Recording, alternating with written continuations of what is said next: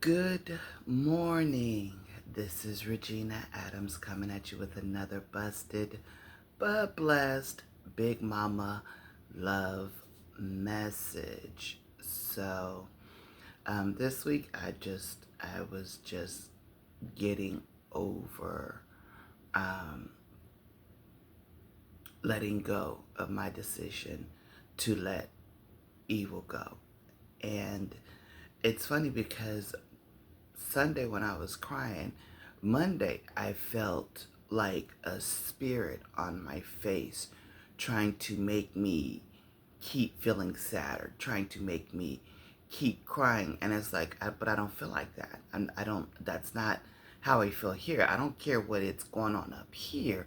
I don't feel it down here, and I'm not going to do it. And I didn't know that one of the things that someone can make you do is feel depressed. I didn't know they can make you feel depressed. I didn't know someone can make you feel depressed. I didn't know someone can make you feel like crying.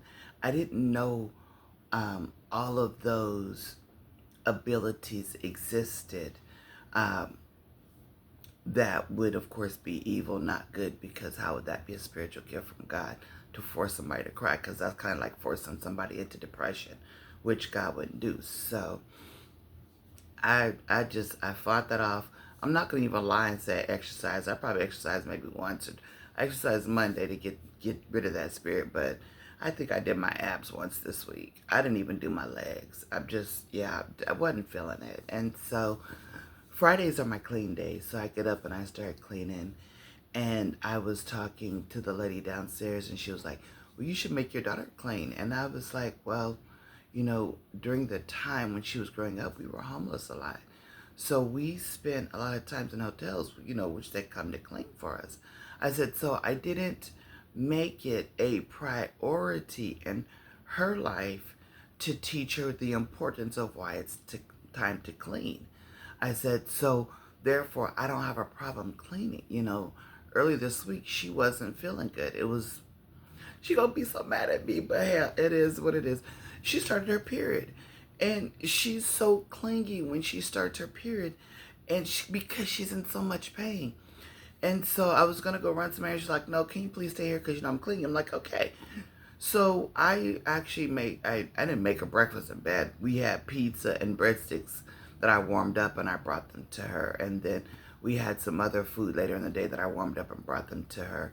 And then at the end of the day, when she was feeling better, she was like, "Oh, Mom, here." And she gave me these earrings. So these are Big Mama Bear earrings that I'm going to be wearing because I love them so much. They're so cute, right? So I got my earrings today, and I was thinking about my daughter. Like I said, going back to cleaning, it was because of our situation. I wasn't able to teach her. I said, but I remember when she was younger, and my daughter had eczema, and I don't even remember if I had eczema or not, but she had eczema, and so at night I would give her a bath. I would use a washcloth because I didn't want my hand on her body physically. So I would use a washcloth, put the soap on there, and then wash her entire body. Front, back, behind, everything.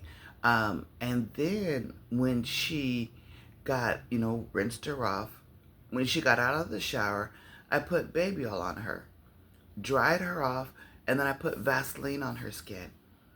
Then I put her pajamas on.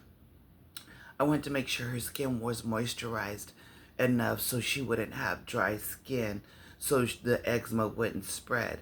And in the morning, before we left the house, I would put baby lotion on her. I think there was one time I didn't do it, which was when she was really young. But as she got older, it was something I had to do. Because when she was at preschool, she would play like the boys. She'd be running and jumping. I don't even think she broke out of her tomboy phase until she got into high school, because even when she was in fourth grade, there was this boy that was bigger than her, like twice, three times her size. She was in the fourth grade. He was in the fifth grade, and she would run and jump on him. And it got so bad that I had to go to school to meet the boy's parents. And I'm like, this kid is almost my height.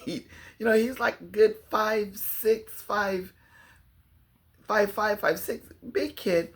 But his parents were, successful, so they were, and he wasn't even a bully. My daughter was the bully. She was like 4'9", and she'd run and hop on this kid, and so I had to meet with him, apologize, and I'm like, Ruth, why are you jumping on this kid? She's like, I don't know, Mom. He just seems like somebody to jump on. I'm like, could you please stop? I don't know, Mom. Maybe eventually. And so she did it so much that we, like I said, I had to go to school, meet her parents, meet the dude's parents, apologize profusely, don't understand why my daughter keeps jumping on your son who's clearly a lot larger than her. And then they invited us to their house.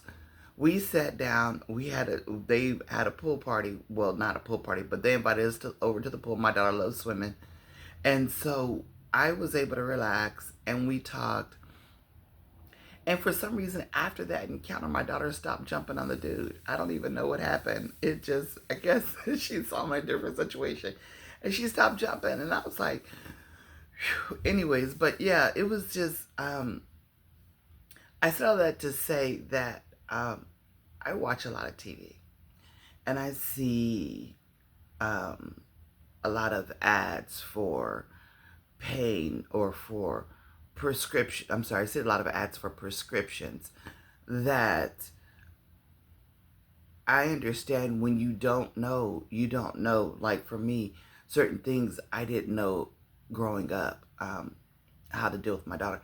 My issue, finances, trying to learn how to budget, whatnot.